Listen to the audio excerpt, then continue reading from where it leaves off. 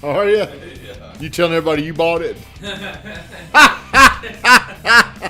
look at where I got us going this summer. Man, do you think Ed? Do you think Ed's telling everybody, look at what I bought? Did you buy it? Do you have it under contract? Don't lie, Edward. Don't lie. Oh, welcome to the morning grind. Happy Thursday, everybody. Thursdays are my tired day, man. This is usually the day I hit a little bit of... What are you doing over there? Well, get over here, man. Damn, we got a new guy that's not following protocol. Get on there. If you're on the morning grind, let me know. Hey, man, I'm on here. I'm with you. I see Drew. Hey, our ping pong table is back, and I've got Drew Drew's number one right now. Is there any doubt that Drew should be ranked number one off what we've seen?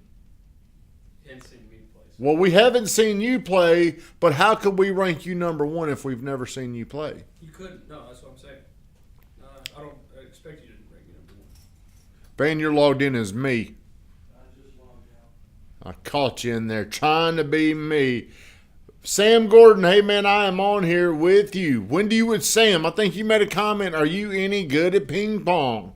We don't want chumps over here that can't play. If you're on here, do me a favor. Like, comment, and share the stream. As always, we begin the show with 60 seconds of gratitude. Let me know if you're on here. Did you say I'm on here?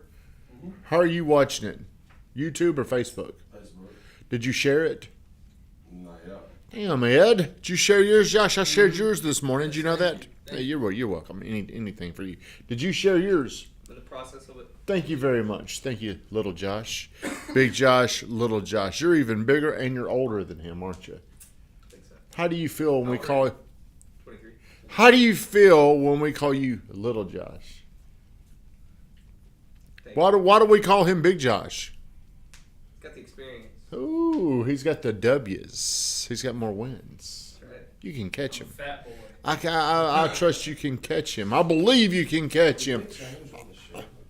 And am I good at ping pong? It has been a while, but I think I could hold my own. Oh, we'll see. We'll see. Okay. As always, we start our morning grind off with forcing our brain to focus on something positive.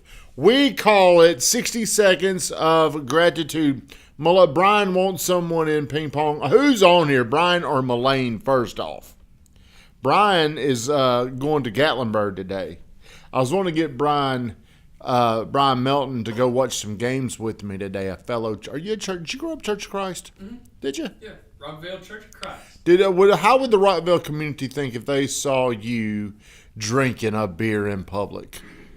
And you were 16 years old. What would they say about that? I was wanting to get Brian to come out and drink a few beers with us today, but he's going to Gatlinburg. So always we force ourselves into 60 seconds of gratitude. I'm very thankful for these little dipshits around here. Did you help move? Yes, you did. You moved, even you. Thank y'all very much. I apologize if I offended you with the name calling, just out of love. But I really do appreciate. You don't know how stressful it is for me to go and move. And I was telling my wife. I was telling her this story about why moving gets me very emotional. I haven't told many people this. I've only told my wife. I remember when I was about 10 years old, we were at my uncle's house, not on your side of the family, on my other side. And we were over there. My mom pulls up in a truck. And I remember thinking, this ain't good. And it wasn't good. We were moving out. And for some reason, the thought of moving out, my mom and dad got divorced. I think that's still like a wound inside of me. It's still there. So I try to avoid it. It looks like I'm lazy, but it's really I'm trying to avoid dealing with it. I'm not saying it's the right thing to do. I put a lot of pressure on my wife, put a lot of pressure on Van. But obviously, there's something there that I don't feel comfortable. Like for 2 months when we were moving out of that house, I remember sitting there. Hey, you've been over there before. You know. I remember sitting there thinking, man, we're about to leave this. And it was really an emotional thing for me to think about. Like, are y'all going to sell your parents' house, Josh? Well, I mean, y'all don't want to, do you? it would be an emotional thing for you? Yeah, because our cemetery's on the property, like where I'm going to get buried. You're going to get buried right there? Damn, Josh. Yeah. Very emotional. So if you were to die and somebody lived there, hey, can we put Josh in the backyard? Pretty much. That's what we're. Excuse me, sir. We're gonna have a. Can I get buried right here? We're gonna have a. What are them? A hearse. So there's gonna be. Me and Van are gonna pull up in a hearse. I'm gonna be about. Van's gonna be 130. I'll be about 120. Can we bury our friend? You know, back in 2023, my buddy Josh said he want to get buried out here, man. His mom and dad are out there. His grandparents. Who all's in there? Everybody. Everybody in the Harrell household, they're buried out here. Do you mind if we go ahead and stick him in there? Yeah. And me and Van are like wobbling. Ed, well, we lost Ed a few years ago. He overdosed on Adderall. Maybe you're still around here. We take him in there. All right, so today's show is this. How did you word today's show, Van? We believe what we see. We believe what we see. Who believes what they see? You ever heard the old saying, we believe what we see? I've heard this, only believe half of what you see, nothing of what you hear. What do you hear? Growing up in the Letzler household, what were you told? Believe what you see. Believe what you see. Okay. What about you, Miss Trish? I was told talk is cheap. Talk is cheap. Yeah. What about what you see? Do you believe what you see? Yeah. Do you believe what you see? Most of the time, yeah. I would say the same. Yeah. Do you believe? Okay, so I'm going to tell y'all, the other night since we had to move, our little dog, Jax. Are y'all familiar with Jax? Yeah. I got this idea from him. Jax was on the bed, and he's very uneasy. He's gone through this move, okay? And then one day, after we'd been there for a few days, Brittany brought home a mirror, and he had never seen this mirror, and he was like looking at it. And he was staring at this mirror. And guess what he saw in that mirror? Self. He saw himself. What do you think he saw there? Another dog. Saw another dog. He saw another dog staring back at him. How was he handling that? Possessive. He was. So he jumped off the bed, and guess what he did? Broke the mirror. He jumped off the bed and got right up in the mirror. Look. And then guess what he did? Barked. Nope. Walked. He walked around to the other side to look for that dog. And it got me thinking, a lot of people believe what they see based off what they know.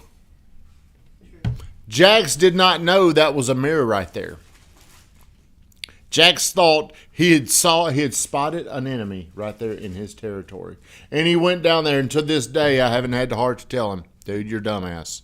You're the only dog in this. I haven't told him yet. I need to let him know. But here's what I'm getting to. There's people that have more information than you do. There's people out there that have more information than I do. They see things differently than I see them. They see things differently than you see them. Who is that, Ed? I'm on a roll over here. Who is it? Yeah, nobody. It's Who? not a lady. It's Mouse, isn't it? No. Who? Tell us the name. A friend from high school. Jake. Who? Jake. Jake. Yeah. Jake Freeze? No. So we believe what we see, but what we see is a lot of based off what we know. Do you understand what I'm saying? Mm-hmm. So whenever you first came here, Josh was 18 years old. He saw things and he had an opinion of what he was looking at. If I could show an illustration of what you were seeing at 18 versus what you're seeing at 21, it looks completely different. Seeing the same things, you're visually looking at something. Jax was looking at himself in a mirror. Right now, little Josh is 23 years old. You're going to see things around here, and you're not going to understand it. Hayden McKee, when he first got here, he did not understand. Let's move over to Ed. Sorry, Hayden. I don't think you're on here, so I'm not going to even talk. I'm not even going to acknowledge you. The first time Ed was here, he saw things different than he does today. He was seeing the same things. He was witnessing, he was viewing, he was participating in the same things, but he was looking at it and perceiving it different than today. What changed? Just honestly, I just saw it as it made sense. It made more sense over time, I guess. Well, I'm going to tell you, there's really two things that are going to help you see better and more clear. Number one, great attitude. You had a shitty attitude your first go around here, wasn't it? Mm-hmm. It was terrible. It was a terrible attitude, and with a bad attitude, you see things that the attitude tells you to see. Do you agree with that? If you're sitting there and your attitude sucks, what you're looking at won't look near as good. You're a prime example of that. Number two is the information. The information is what I've got you on this morning. How many segments have you done? 2. 2 segments. Whenever you get through the sales, if you make it long enough around here, you will see sales completely different. Right now, you're 23 years old. What if you had to give me a sentence or two of what sales is? What is it to you? Persuading people. Persuading people. How would you persuade somebody? To make them believe in you and believe in the product that you're putting out there. What would you say about that, Josh? It's not right. What would you say is wrong about that? But he sees sales a certain way. Yeah, I would just say sales to me is solving problems. Oh. Okay, so when you were brand new here though, how did you how would you okay, so you around here we don't talk people into stuff. We help them though if they do want something. If there's something that they have an interest in, our job is to help them make sense of how to do it. That's all our job is. If you're talking to somebody, you're not going to want to persuade him to do something he don't want to do. And here's what it does. It really limits how persuasive you can be. Unless you're just a hollow psychopath person, you can't do this. So, great attitude, more information. Where do you get the information from? Bradley always says this. He helps people get the information from people that know it, that have it, to the people that need it. Who are you following? Who's helping you learn more? Who's helping you educate yourself on whatever it is? Oh, hello, Hayden. You're on here now. I will say, whenever Hayden first got here, he saw the weekends as what? Party time. He saw the weekends as, hey, I don't work on the weekends. He saw those as his free days. See, sometimes you might not just look at something visually and see it. Maybe it's days. Maybe it's effort. It's other things. It's your perception, the way you look at it. Then Hayden didn't see himself working on the week of Christmas. He didn't say, what are we working? He told me this. He might even tell you. He might even come in here and see this. Now, see, here's the best gift you can ever give yourself, and I'm going to wrap the show up. The most dangerous vision you can have is the piss poor vision you have of yourself. You can change that. I used to be called 10 o'clock Tommy. I saw myself as 10 o'clock Tommy. Do you know what that meant, Josh? Get in here around 10 o'clock. Get in here around 10 o'clock. Hey, what are we doing for lunch? I swear, I come in, hey, what do y'all want to do for lunch? 10 o'clock Tommy. Whenever Josh was here at 18 years old, I had this little chat with him. And it was this: you're going to have to start seeing yourself different. Because I used to be the class clown around here. Whenever I would go over there, when we're at another place, the way I could get attention, because this is what I saw in me, I'll make these guys laugh. I can be funny. I can call me fat. I can call myself, what's up, Travis? I can do all these name calling to myself. But that changed whenever I started to always do what I said I was going to do. No matter what it is. If you say you're going to do something, you can be more selective about what you say you're going to do. I'm not saying you've got to do everything. I'm saying you've got to do everything you say you're going to do. Because I told you this yesterday. You cannot, in sales, you cannot close other people if you can't close yourself on things you say you're going to do. There's going to be a disconnect spiritually. How can I tell you to do this if I know deep down I don't do it? The most dangerous thing you can have is a bad view of yourself. Shut us down, Vingraftin. We're moving on.